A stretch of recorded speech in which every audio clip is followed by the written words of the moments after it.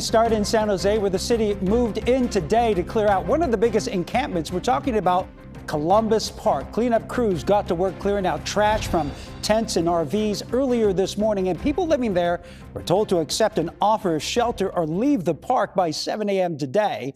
Columbus Park is located on the west side of Taylor Street and Coleman Avenue. The park is just south of San Jose Maneta International Airport, is directly under the flight path of many of those airplanes. Our Len Ramirez is live at the park with what's next for the people who have called it home. Len. Well, there's a lot of uncertainty with the people living here, but it has been years since this was used for anything besides an RV encampment. Today, the city revealed some big plans for the future of the park, but it all began today with a massive cleanup effort.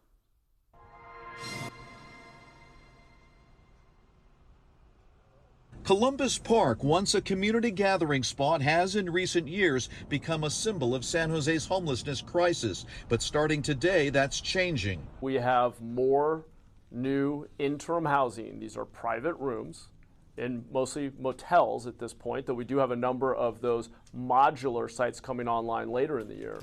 But we have private individual rooms that exceed the number of people out in the park. City crews began clearing out tons of trash surrounding the campsites, but then a grim discovery: a man found dead in his RV. Mayor Matt Mahan said the death is being investigated. Every day this encampment is allowed to persist, it puts lives at risk, especially the lives of those who call it home. Officials say a little over 300 people are camped at Columbus Park, and the mayor says about 400 shelter beds are available or soon to become available across the city. And for RV owners, a new buyback program. That is about $2,000 we are offering to each vehicle. But not everyone sees the city's efforts as a step forward. The Cortez family has been living at the park for 2 years, and their RV still runs fine. And Manuel doesn't want to sell it for $2,000. I don't like that the city's trying to move me out. I'm trying to find a place to put my stuff.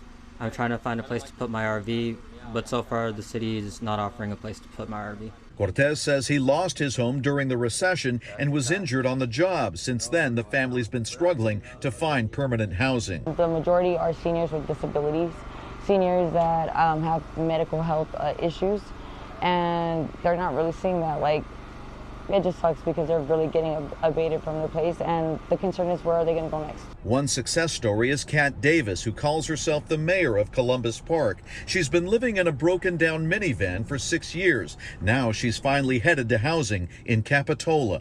It's 7 to 10 minutes away from the beach, 5 minutes away from downtown, so yes. I plan on going to the beach. The city says after the park is cleared, it will begin redevelopment, adding playgrounds and ball courts starting next year. Police will also begin enforcing a long-standing law that bans camping in public parks.